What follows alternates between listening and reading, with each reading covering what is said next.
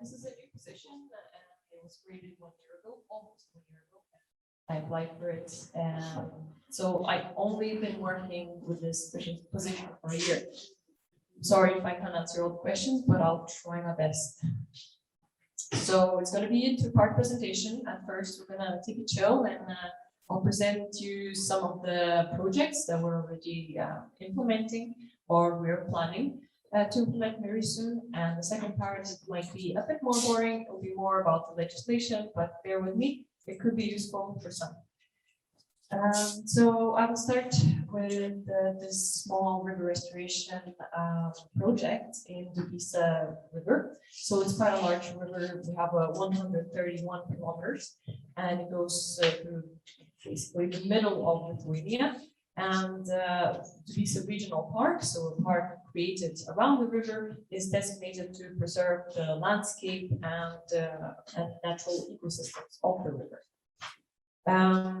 So it's one of the most scenic rivers we have in Lithuania, and large part of the river is in Natura 2000 site, and there's a lot of important habitats and a lot of protected species alongside the river and in the river ecosystem. So we're hoping to preserve them. In this project, we have 2 sites where we have concrete and metal constructions in the water, and that's disturbing the hydromorphology. So the aim is to take all these elements out and restore the natural flow of the river. We have the second project in Venta Regional Park. That's another one that's also created for Venta River preservation, to preserve the important parts, the landscapes. And this is a river that we share with our neighbors in Latvia, and 67% is in Latvia and 33% in Lithuania. However, it's very highly affected by negative hydropower plants, negative impact of hydropower plants, and it's very highly fragmented. However, it's funny that only in Lithuania we have the dams, and in Latvia side, so 67% is free flowing. And on our side, we have 8 dams, and 6 of them have hydropower plants. We also have 4 technical fish ladders on the server, so there's a attempt to restore some connectivity, but we know how inefficient the fish ladders can be. So this project is actually an interesting case because you can see the mill here. It's an old mill that was built some time ago. And there used to be a dam, but the dam was probably damaged or something natural causes. It wasn't there anymore. And someone illegally put the stones there, just dumped it to make the water higher and to have turbine. It's an in-stream turbine. So it doesn't need to be done, but he needed more pressure. So he did this. And even though it's not recognized as a legal case in the court, but there was a permit given to take these stones and take them away and restore the connectivity fully. We also have this dam removal project that is in the planning phase right now. And I'm sorry for the picture, it's not very high quality. The area is very overgrown. There's a lot of abandoned buildings. So the dam is here. As you can see, there's few steps, and it's completely impossible for the fish to pass. It used to be an old mill as well, and this small river, it's only 37 kilometers long, but it's quite fragmented. As far as we know, there are 3 barriers, and this is the first one. There's still quite a strong will to restore a free-flowing river. So this is the first project, and it's restored for non-migratory fish because there's a big downstream in another river. And this project is actually managed by municipality. So that's the only municipality that would take on a river restoration project. This object was quite abandoned, very, very bad status. So that's why that was the main the motivation for the municipality to take it over and remove it.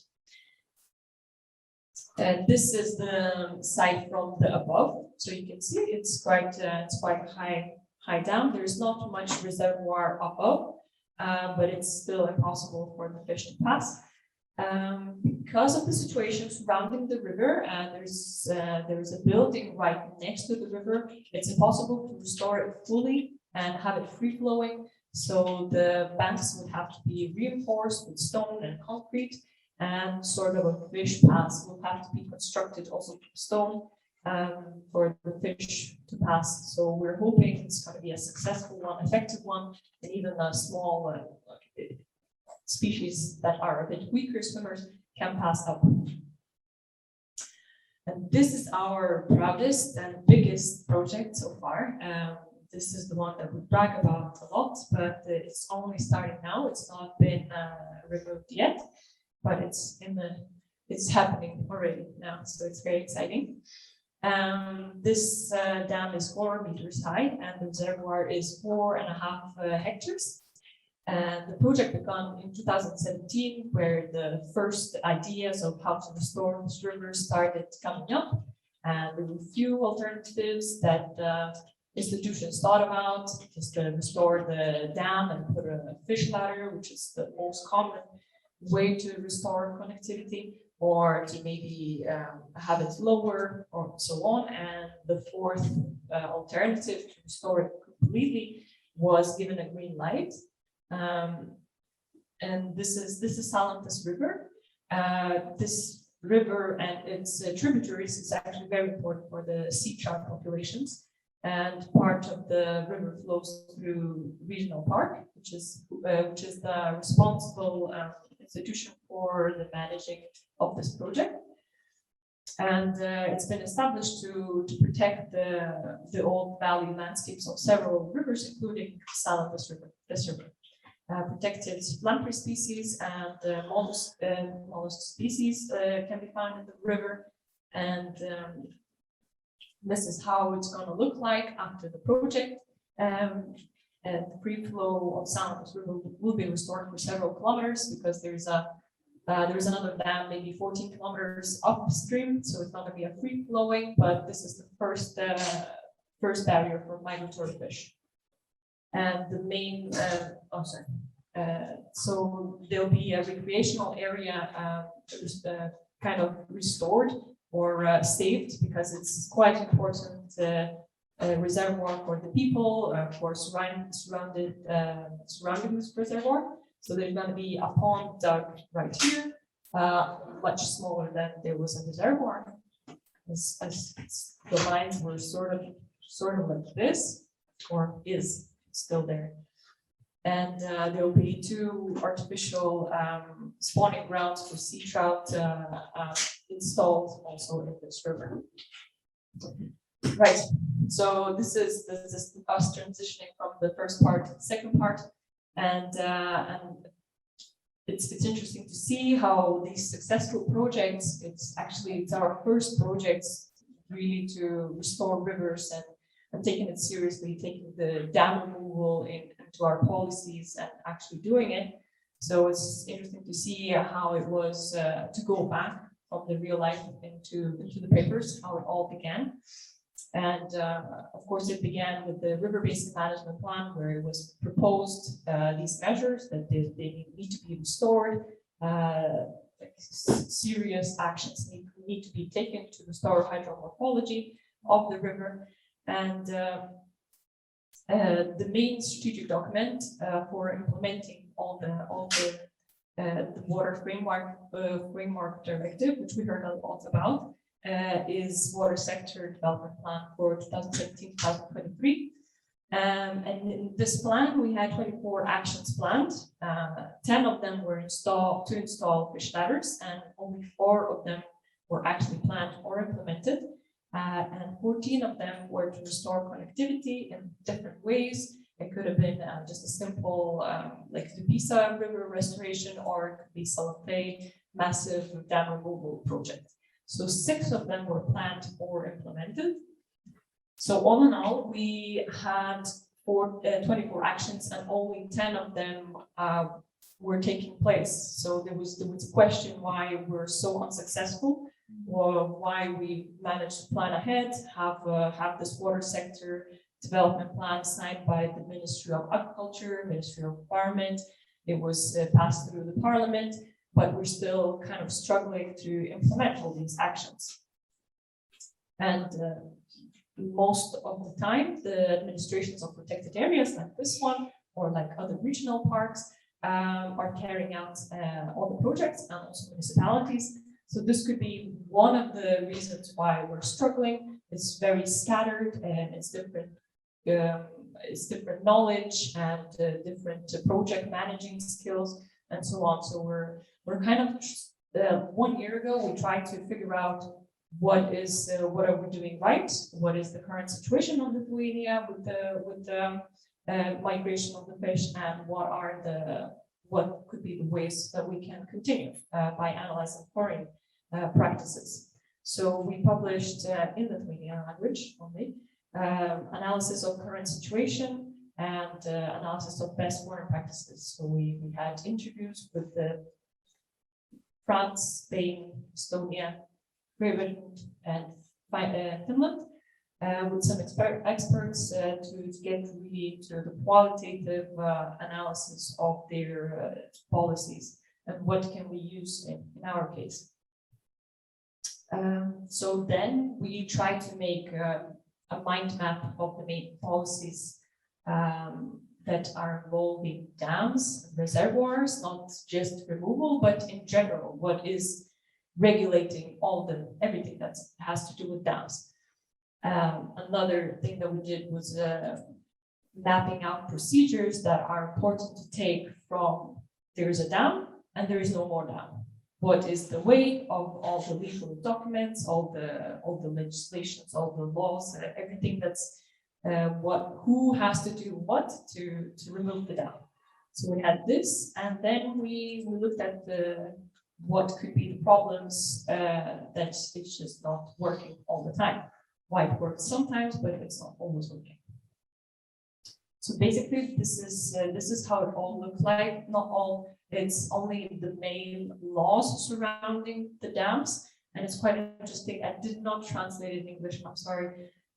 It's all in Lithuanian, but basically, it's different sectors. So there's an energy ministry, and their documents, their legal documents that have something to do with the hydropower most of the time.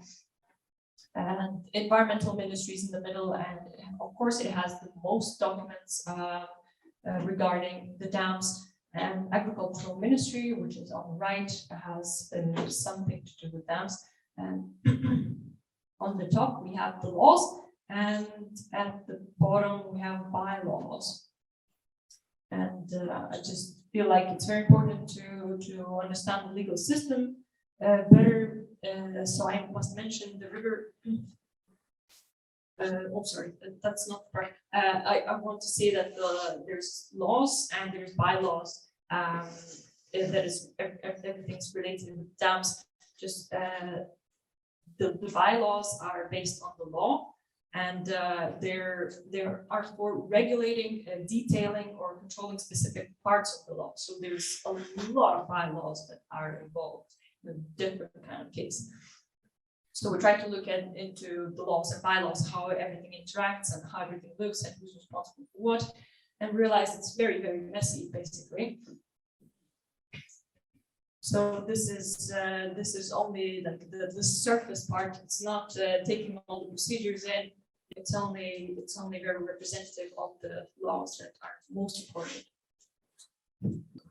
So the main regulations in our case is the water law, which is the most important for everything that's to do with water, all the requirements, all the legal rights and control. And there are 4 bylaws involved also in clarifying and so on. There's a law on local self-government. So this law has to do with the responsibilities of the municipalities, that they have to take care of the dams. and the law of construction, because dam, even though we're not constructing them anymore, they're still building a construction sort of object. So all the laws on construction also apply to dams and the removal of the dam. And there are 3 bylaws involved. And there's also Fisheries Act and 3 bylaws involving migratory fish, the construction of fish ladders, of the monitoring of the fish. So everything's kind of interconnected. And there's also 3 different resolutions of the government of the Republic of Lithuania, and that's the highest body of the government, and they kind of they regulate how are the state-owned dams are taken care of and what are responsibilities and so on. So all in all, it's quite a lot of legislation to go through and to make sense out of. And just to clarify, because in my work I realized it's very important to know who does all the surface water bodies belong to. So in Lithuania state case, it's a state-owned. Most of the dams belong to the state, but are taken care of by the municipalities. And there are also other private-owned, state-owned, rented, or abandoned dams. So yes, this job involved a lot of untying knots, and starting this job, I'm not a lawyer, I'm a biologist, so it was very, very endearing to start this work and see how everything's tied together, like a big knot. If you ever try to undo a really strong knot, you know how it feels. So this was basically it. And visualizing all the policies and procedures really helped us see how everything is connected, and to really present these ideas and the problems to the institutions, basically, that are not really interested in dam removal, but sometimes they can be interested in some parts of it, so it's better to sell with visuals. And then consultations with different institutions, practitioners and scientists helped us to identify what is outdated and need to be renewed in the policies.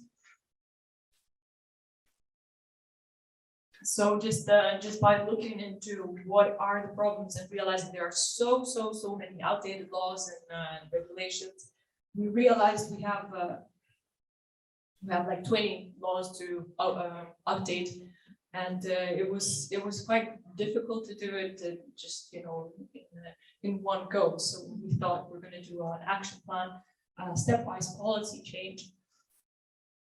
And then we divided it into 3 main goals. So first goal was to minimize the negative impact of hydropower and water bodies and biodiversity. The second one was to help municipalities solve the long-standing problems of state-owned dams and reservoirs, because there are some dams that are really problematic for the municipalities because they're in bad state. They don't want them, but it might not be all at the same time that are important for us. So there could be like 2 different problems, but if we help the municipalities, they're going to help us later on. So there's like a 2-way street. And the third goal is to ensure effectiveness, coordination, and legal basis for the implementation of river connectivity restoration. So as I said, there was a problem of implementing all the actions that we signed for. So we want to see what is the mechanism and procedures for implementing all these in the right way. And then all the goals are divided into tasks, and the tasks are divided into actions, and most of the actions are policy changes or some kind of different action, like finding financial mechanisms. There are 2 actions that are for increasing legal control of hydropower plants, and there are actions to create the mechanisms for implementation. And basically, in the action plan, we have 20 actions between 10 institutions, just to achieve the main goals. And yeah, even though it sounds super good right here, right now, like we're taking charge, we're doing everything together, everyone's on board, and everything, but it's never like that. And action plan is only in the project state, and other institutions are not really supporting of it. As I said, there is different ministries involved, and we also need their help to implement it. And there's also like agencies involved as well, like below ministries, to help us out and so on. So it's a big action plan, and we're hoping to get it signed in autumn, because we're planning some of the actions to have before we release the river basin management plan for the next phase, before we agree which actions we're actually taking. So there's a lot of speed right now that we have to go through, and it also always depends on the political will. If there's a ministry that's supporting dam removal, then all good, we're good to go. But if there is something like a stakeholder who's saying, this could be a problem for this or that, or we don't have any money, or there could be all kinds of political storms brewing under, which we don't know about, and then that gets in the way, and we're just postponing, and at the end we're not doing the job that we promised to do. So I'm sorry to finish on this like a sad note, but we're still going for it. We're doing the action plan, and I think Lithuania is a very progressive country in that manner, because the idea of dam removal was introduced to us sort of officially in 2017, 2016, maybe that time. And in 5 years' time, we managed to get from like zero. We were in the phase where no one talks about dam removal. We cannot mention it. This is forbidden. We're never going to do that. To speaking about it in the parliament, officially claiming that we have to remove to restore. It has to happen. There is no other way. So I think Lithuania has gone in a very progressive way. And even though we're in this like perfect paradise, there are a lot of bad-looking rivers just outside in the rest of Lithuania, and around 50% of Lithuania's rivers are in that state. And however, we're doing better than other European countries average. So there's like 60 bad in Europe and 50 bad in Lithuania. So, and basically that's it. That's it for me.